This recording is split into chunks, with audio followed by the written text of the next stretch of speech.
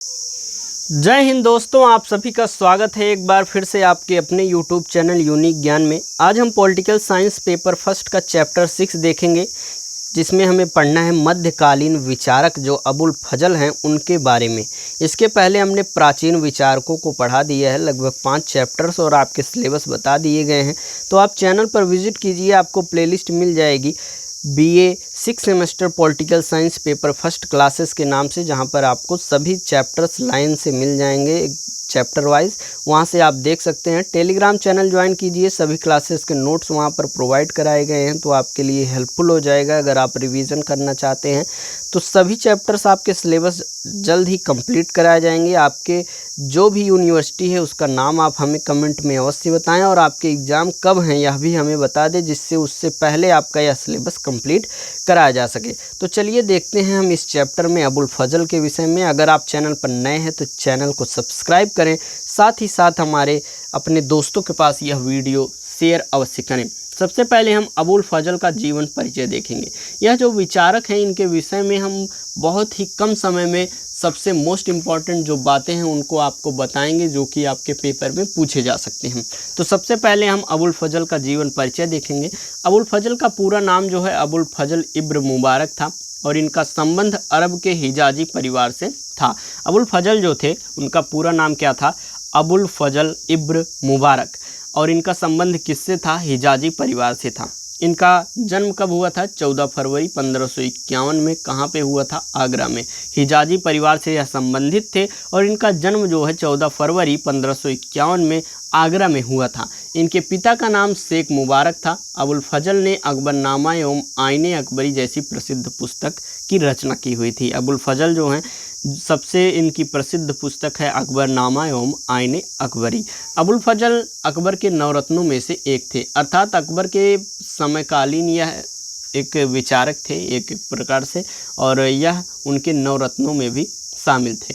अगर आपने पढ़ा होगा तो अकबर ने नवरत्न बनाए हुए थे अपने दरबार में, और नवरत्नों में अलग अलग विद्वानों को शामिल किए थे, तो उसमें से अबुल फजल एक थे। उन्होंने एक कुशल समीक्षक विद्वान की ख्याति प्राप्त कर ली, और वह 20 वर्ष की अवस्था में अध्यापक बन गए थे। अबुल फजल जो है वह 20 वर्ष के ही अवस्था में एक अध्यापक बन गए थे।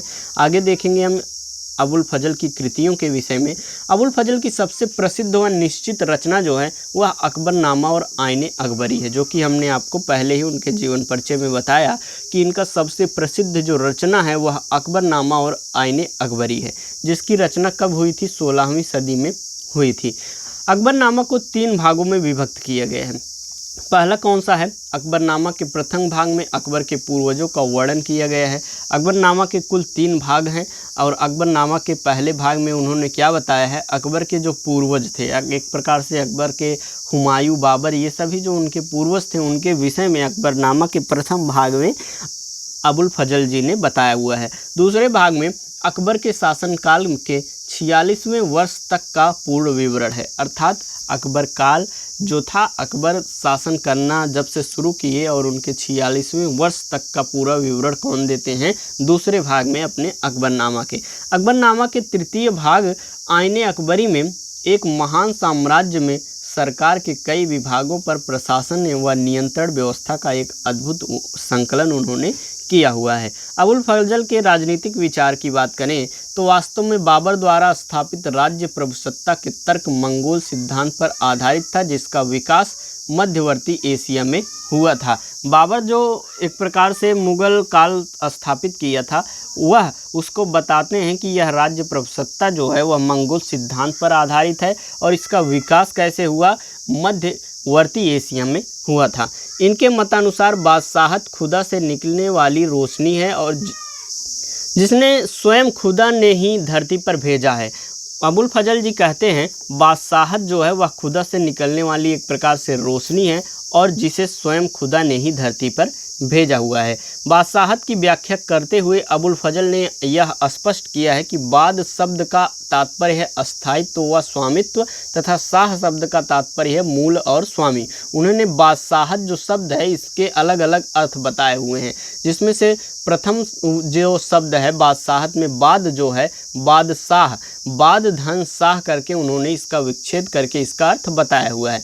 बाद जो शब्द है इसका अर्थ उन्होंने अस्थायित्व या स्वामित्व बताया है और साह शब्द का अर्थ उन्होंने मूल और स्वामी बताया हुआ है। इस प्रकार हम देखें तो बादशाह का तात्पर्य ऐसा शक्तिशाली स्वामी अथवा राजा है जिसे कोई अपदस्थ नहीं कर सकता है।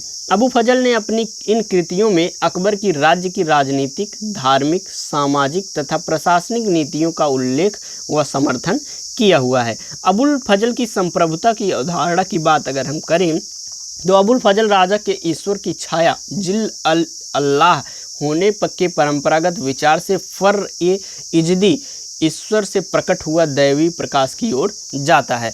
अर्थात इनके पहले जो एक प्रकार से विद्वान थे अबुल फजल, एक प्रकार से राजा को वह क्या मानते थे, ईश्वर की छाया मानते थे, परंतु उनसे हटकर अबुल फजल ने इन्हें ईश्वर से प्रकट हुआ दैवीय प्रकाश कहा है। उन्होंने कहा है, वह टिप्पणी करते हैं और कहते हैं कि राज्य अधिकार जो है ईश्वर से निकलता हुआ प्रकाश है, सूर्य से निकली हुई एक किरण है जो दुनिया को प्रकाशमान करती है। उनका अर्थ बादशाह को लेकर ये था कि यह जो बादशाह है वह भगवान के द्वारा, खुदा के द्वारा भेजा गया एक प्रकाश है जो एक प्रकार से सूर्य से निकली हुई किरण के समान है और वह दुनिया को प्रकाशमान करती है। इसके लिए राजत्व तो कोई आवश्यक बुराई नहीं है, इसके बजाय उसका मानना था कि राज्याधिकार से उच्चतर कोई प्रतिष्ठा नहीं है। इसके लिए बादशाह स्थायित्व तथा अधिकार का स्वामी, पाद अर्थात स्थायित्व तथा अधिकार का अर्थ है स्वामी।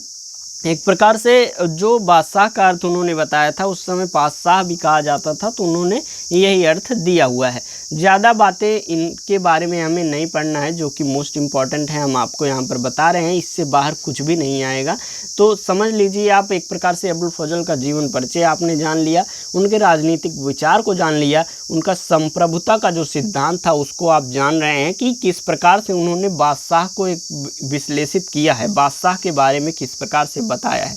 नसीरुद्दीन तूसी की तरह जो सदाचार और अनाचार वाली सरकारों, शासनों के विषय में बात करता है, अबुल फजल भी सच्चे और स्वार्थमुख शासकों का पक्ष लेता है। अबुल फजल किसका पक्ष लेते हैं? स्वार्थमुख शासकों और सच्चे शासकों का पक्ष लेते हैं। अबुल फजल ने इंसान कामिल के दर्शन की वकालत की और उसके लिए अकबर न केवल अपने उदार स्वभाव के कारण, उस पर दैवी प्रकाश की अनुकंपा के कारण एक परम श्रेष्ठ इंसान था। वह बताते हैं कि जो अकबर था उसके ऊपर दैवी प्रकाश की अनुकंपा तो थी ही, वह परम श्रेष्ठ इंसान भी था।